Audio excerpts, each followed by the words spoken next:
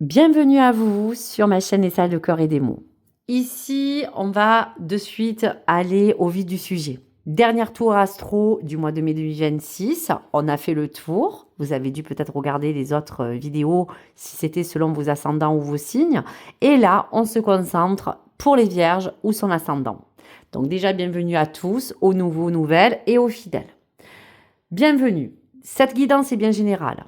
On est d'accord, ici on ne parle pas de personnel, on ne parle pas non plus que de prédiction, mais de tendance.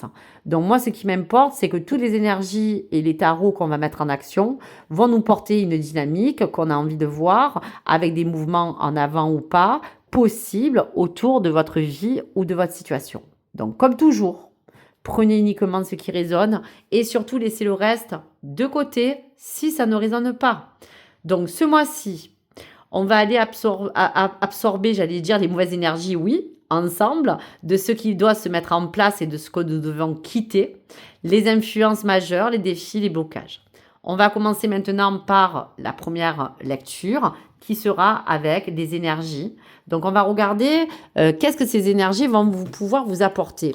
Qu'est-ce qu'elle va vous apporter comme chose importante autour de cela. Donc ça peut jouer sur votre ambiance, sur votre état, l'humeur, etc. Allez, eh bien, vous avez deux cartes, les amis vierges. On va regarder. Donc, bien sûr, vous prenez les deux. En tout cas, c'est ce qui va être concentré dans ce mois. Premier message, aïe, aïe, aïe, la peur des tempêtes. Deuxième message, en direction du bonheur. Donc, on voit que vous êtes mitigé. Là, en fait, c'est soit ça peut vous accompagner sur deux directions différentes, mais moi je trouve que c'est intéressant parce qu'il y a un peu ce yin et ce yang. Il y a la peur de traverser des choses encore qui sont présentes, mais en même temps on a envie de s'en sortir et d'aller plus loin pour fructifier quelque chose de mieux. Donc c'est quand même pas mal. Donc peur des tempêtes, très contrastée puisque la tension intérieure est là.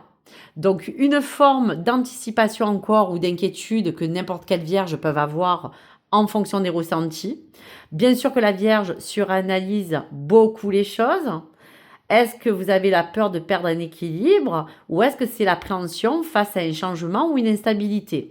Donc, ce n'est pas forcément un événement peut-être extérieur, cette énergie, mais plutôt pour moi, une réaction intérieure face à ce qui doit bouger et face aussi à ce que vous vivez. Et ça, c'est clair. Direction du bonheur, deuxième énergie beaucoup plus lumineuse.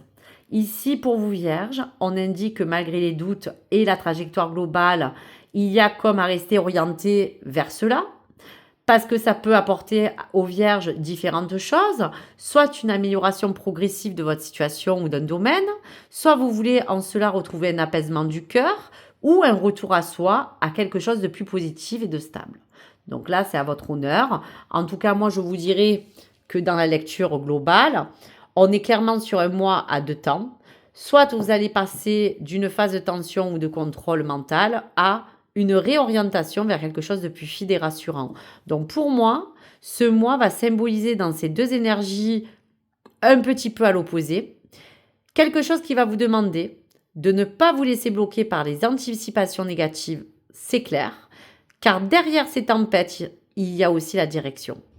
La direction qui est réelle, qui reste peut-être plus favorable que ce que votre mental pourrait croire. Donc, on va regarder maintenant, dans ces deux énergies, les cartes donc du tarot. Donc, bien sûr, je vais les décliner en trois lignes. On va commencer par la première. Qu'est-ce que pour vous, Vierge, sera dans votre situation? Quels seront les obstacles ou les défis? Donc, la première carte est là. On commence fort avec le 2 de coupe. Ok, donc après, je vais vous les indiquer. On est face à la reine de denier. Ok. Roue de fortune. Et on a encore cette lune qui vient nous apporter peut-être encore des émotions ou des illusions. Derrière le dos de deck, la reine de bâton, les amis. Allez, je vous fais votre lecture canalisée pour qu'on comprenne ensemble déjà qu'est-ce qui se joue dans les énergies à venir. Alors déjà, moi je vous dirais qu'on est dans une situation centrale où il y a des défis, des dynamiques à dire. Le 2 de coupe, c'est très fort au niveau de la relation, du lien, etc. Donc, cela parle de lien, d'union, de connexion importante ou d'un rééquilibrage affectif. Donc, vous l'adaptez. On vous dit que le défi, c'est que cela peut aussi signifier que vos émotions sont très impliquées dans vos décisions dans ce mois. Attention. Reine de denier, c'est votre position. Besoin de retrouver une stabilité dans la matière, dans le contrôle ou la sécurité financière ou pro, pourquoi pas. Mais ici, qu'importe, le défi pour vous peut-être est de réussir à concilier le cœur, si c'est dans un lien, et la gestion concrète de votre vie. Pourquoi? Parce que n'oubliez pas que le contraste du yin et de yang, vous parlez de la tempête et de la direction. Donc ça peut signifier que vous êtes contrasté entre un lien et entre un projet, par exemple, ou quelque chose qui fait partie de notre domaine. Donc ici, moi je dirais que le défi est de concilier les deux. Ça peut être, je vous donne un exemple, travail et amour. Ça peut être relation et ça peut être aussi au niveau de votre vie en général, etc. Ensuite, là, on part sur une nouvelle ère. La roue de fortune veut vous faire tourner cette roue. La roue tourne, le changement de cycle va commencer à arriver dans les événements, pourquoi pas, qui peuvent peut-être évoluer ou influencer rapidement sans prévenir. Donc le défi est de ne pas chercher à tout maîtriser parce que là, vous devrez surtout vous adapter avec cette reine de denier face à tout ce qui arrive vers vous. La lune, c'est ce que vous vivez dans les zones floues de votre vie, dans des émotions encore réprimées ou des formes d'angoisse ou d'incertitude. Donc, il peut y avoir, pour chaque vierge, des doutes, des projections mentales ou même une situation pas totalement claire. Donc, le défi ici est de ne pas laisser guider uniquement par l'émotion, mais essayer d'être plus réaliste pour ne pas vous laisser happer par cela. Ici, le dos de deck vous confirme la reine de bâton au fond qui est une énergie de confiance et d'affirmation parce que vous avez la capacité de reprendre tout ce qu'il faut comme contrôle parce qu'il vous faudra soit vous affirmer ou soit rayonner malgré les fluctuations que vous allez vivre autour de vous, qu'elles soient mentales ou émotionnelles. Donc, il y a à concilier toujours la peur au bonheur. OK ? Donc, en synthèse et en clair pour la première ligne, ce mois vous demande de gérer un équilibre délicat entre le lien du cœur et la sécurité matérielle ou financière pour vous adapter au changement. OK. Deuxième ligne. Intéressant. Quels sera, bien sûr, les avancements? Donc, on va regarder. Alors, vous avez quoi encore? 3 d'épée. OK.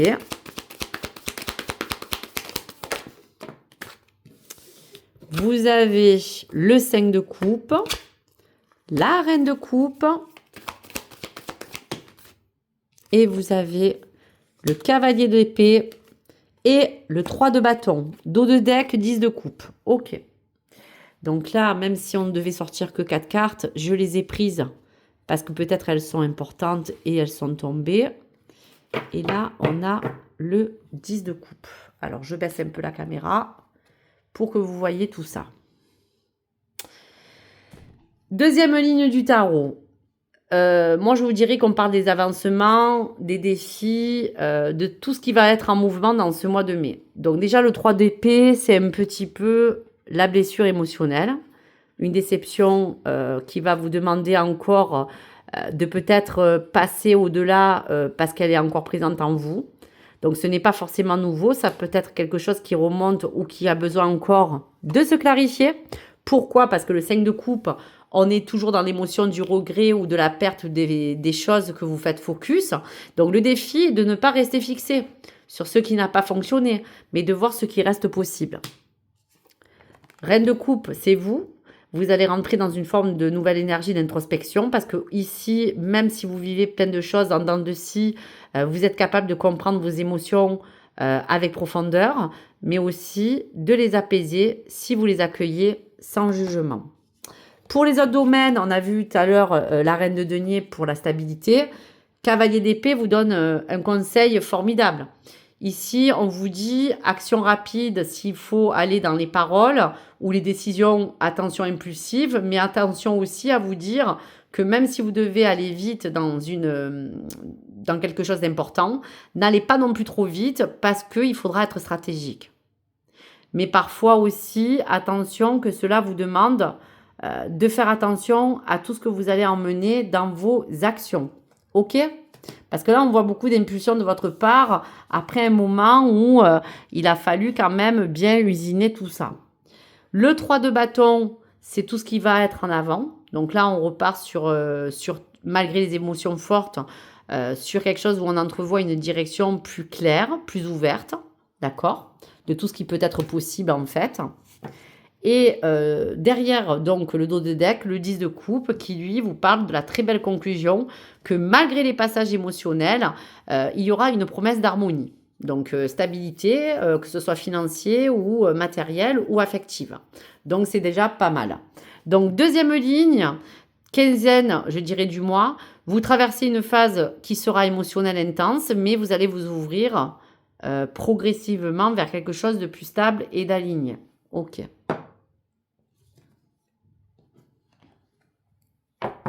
On fait la troisième ligne de dénouement, résultat possible. C'est important de regarder.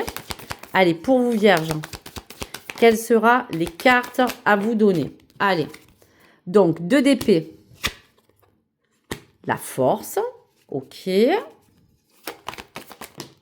Et donc, vous avez le 6 d'épée. Donc là, on voit bien que vous allez aussi, pour certaines vierges, quitter quelque chose avec le 6 d'épée.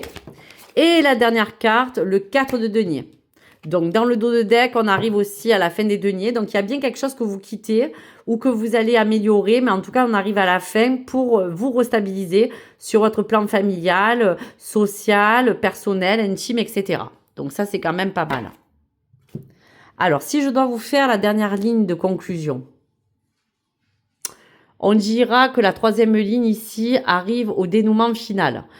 On dira que vous êtes face à une décision ou un choix. Parce que le 2 d'épée vous dit qu'il peut avoir encore une hésitation ou une volonté de ne pas trancher trop vite pour éviter de se tromper. La force, c'est celle qui va vous montrer votre capacité à garder le contrôle de vous-même, même dans les moments de doute. Vous allez quitter quelque chose avec le 6 d'épée dans la transition. Chacun va le vivre à sa manière.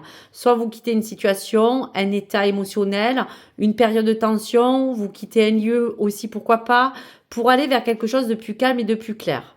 Donc ce n'est pas forcément spectaculaire, mais c'est un déplacement aussi pour d'autres intérieurs, mais quelque chose aussi pour d'autres concrets, qui vous amènera vers plus de paix, malgré que ça va vous coûter, parce qu'il va falloir, avec le 4 de denier, vous sécuriser matériellement ou financièrement, pour que, en cela, vous retrouvez après tout doucement quelque chose qui vous demande de faire attention et de vous reconstruire. Et pour finir, le 10 de denier va vous confirmer la fin d'un cycle, quelque chose qui se clôt ou se stabilise dans votre vie matérielle, familiale ou personnelle. Ce n'est pas une perte, mais on dira une mise à niveau vers quelque chose de plus stable. Donc, en dénouement final, on est sur quelque chose qui va vous apporter aujourd'hui une période de flou au départ, qui va être un petit peu tangent, mais qui va vous faire entrer dans une vraie phase plus stable, même si cela prend du temps, plus posé, pour mieux vous structurer dans vos choix. Donc, voilà pour vous, les amis. Allez, on va faire, pour terminer, le plan général en amour. Donc là, vous allez aussi, pareil, vous préciser. Donc, je vous donne les cartes. Donc, je remonte un petit peu la caméra parce qu'on ne voit pas. Donc, qu'est-ce que ça va donner au niveau plan sentimental? Donc, soit vous êtes en lien, séparé, couple ou célibataire, c'est vous de me dire. Donc, vous allez l'adapter. Allez, on finit en beauté. Quels sont les messages à prendre? Alors, quelques nuages. Ça, c'est pas étonnant. C'était dans l'ensemble général. Parce que n'oubliez pas qu'on avait vu la peur des tempêtes. Donc, il y a encore des nuages, même en amour, pour certaines vierges. Ensuite, la porte va s'ouvrir enfin. Vous allez voir peut-être de la lumière ou du jour. Une autre ouverture. Oui. Toujours des choses à régler. Une gestation en cours. On parle que le cœur pèse plus sur la balance que le mental. Ok. On parle d'abondance. Et la dernière carte de dénouement, s'il vous plaît. On est avec la cigogne. Donc, il y a bien la naissance de quelque chose ou une nouvelle. Waouh! Et on vous cherchez à officialiser quelque chose. Donc moi, je ressens que c'est clair. Soit vous allez vraiment signer un pacte pour vous engager sur une autre voie, soit vous allez officialiser un lien, soit vous allez quitter un lien. Donc en tout cas, une nouvelle page va s'écrire dans le dos de deck. Allez, donc on va parler de tous ces résultats. Ok. Donc qu'est-ce que je pourrais vous dire dans le cœur et dans le sentiment? Quelques nuages, ça signifie qu'il reste encore pour vous ou pour quelques vierges à qui ça parle, une zone de flou émotionnel. Donc des doutes dans une relation, de non-dits face à l'amour. Peut-être que vous vivez une hésitation intérieure sur ce que vous voulez vraiment. Donc ce n'est pas bloquant, on vous l'a dit tout à l'heure, c'est transitoire. Ensuite, vous avez la porte. La porte qui s'ouvre, qui est très bon signe. Elle n'est pas fermée. Donc, elle va signaler une nouvelle possibilité, qu'elle soit au niveau de l'amour ou émotionnel qui apparaît. Donc, cela peut aussi envisager de clarifier et de reprendre peut-être un contact ou évoluer différemment. Le cœur brisé avec ce qui a réglé, ben là, vous l'entendez dans quelque chose qu'il faudra encore traiter à la racine. Vous avez la gestation, que rien n'est encore totalement finalisé, mais on parle bien d'un processus en cours, de quelque chose qui va mûrir tout doucement ou évoluer à son rythme, mais sans être encore complètement visible. On est d'accord. Ensuite, vous avez le cœur et le mental. Donc ça peut créer toujours des indécisions, mais on vous dit que là, pour trancher, il va plus falloir hésiter, mais surtout trancher avec votre instinct. Parce que même si les choix sont guidés par votre ressenti, il faudra que ça soit ça et pas avec la raison. Sinon, vous allez vous perdre. Et donc, on vous parle de l'abondance, qui là vous parle potentiellement de réparation ou de croissance pour quelque chose de nouveau, quelque chose qui pourra évoluer mieux dans un cadre. Et si on parle de cigogne, bien sûr, et du pacte qui était là, on vous dira que l'officialisation vous emmène vers quelque chose de nouveau.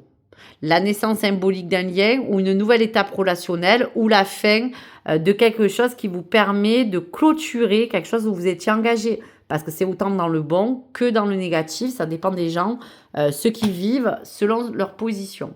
Donc en gros, en clair, pour le mois de mai, votre vie sentimentale est en transition, une nouvelle étape est en train de se mettre en place et bien sûr, tout sera défini par même le côté, je vous dirais, visuel.